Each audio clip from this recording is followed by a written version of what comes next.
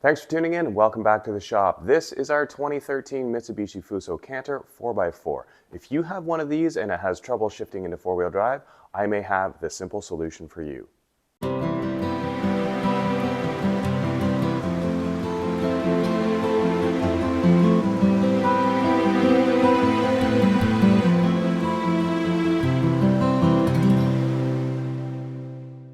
The four-wheel drive on this truck is activated by a vacuum-controlled shifter on the side of the transmission, which you can see right here. It is supplied by these two vacuum lines here. You'll more likely be viewing from underneath, so when viewing from below, behind, it's on the passenger side for North American vehicles. The two upper vacuum lines are connected to the lower vacuum lines by two steel intermediate lines. Now at a first glance, everything there may have looked perfectly good, but let's take a closer look at the vacuum lines. Did you spot it? This line is cracked right at the end of the steel line. Taking a look at the lower lines, we find the same thing. With the number of lines I'm finding in this condition, it's probably a good idea to go through all of the vacuum lines in the truck, but for right now, I'm just going to focus on the four-wheel drive ones. Now this repair isn't going to require anything special. There's no special tools. You need to take a couple clamps off and swap out the hose. What I've chosen to do is go with a little heavier duty hose. This is quite a bit thicker wall. You probably can't see it from there. Same inside diameter, but a much thicker wall. Now this is going to require a different clamp, which I forgot to get. So for now, I'm just going to swap the hoses and put zip ties on. Later on, I'll swap them out for gear clamps.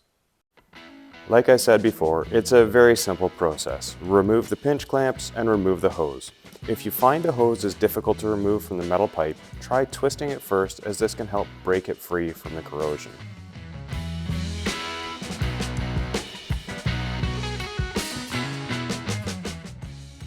Once you have the hoses off, you can use them to measure the new ones. Cut a new hose to match the length and reinstall.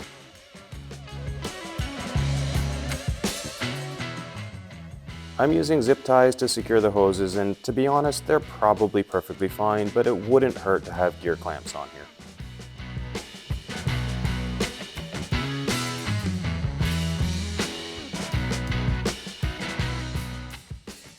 Down underneath, it's the same story. Remove the old hoses, measure, and install the new hoses.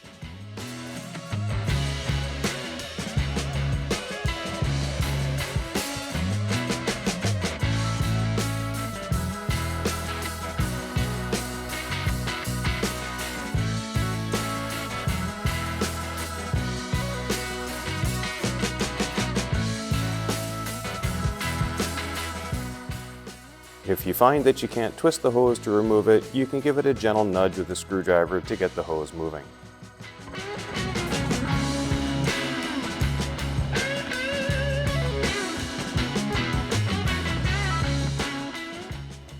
Up to this point, this job has taken about 5 minutes, so if you have split hoses here, it's a really simple fix, but you might want to look a little further.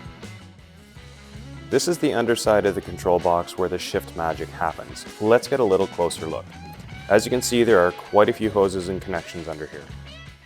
The top side of the connections are much harder to see as they are somewhat inside the frame rail.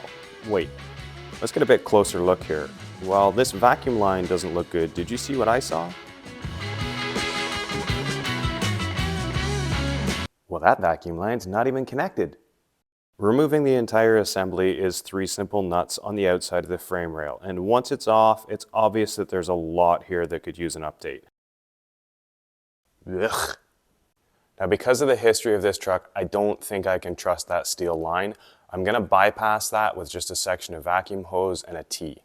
20 minutes later, and here's how it looks. No more cracked lines, missing connections, or rusted steel. I'm much more confident. In all, this is what I removed, and I used about 6.5 feet of new hose, which included the worth replacing sections of rusty steel. Whether you do this as a repair, preventative maintenance, or just an upgrade, the fact that it's going to cost you less than $20 and might take you an hour, I think it's a solid investment. Well, there you go. That's all there is to it. Really simple job. If you can handle a pair of scissors and some zip ties, I think you can get this done. Always going to be much easier to get this done at home before you break down out on a trail in the mud.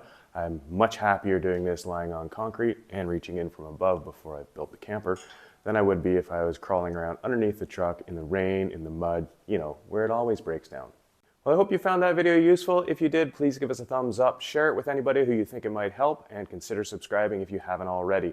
Thank you to all of our subscribers. We have just hit over 1,000 subscribers, and as a little thank you, I've got a short little video that has nothing to do with this truck following.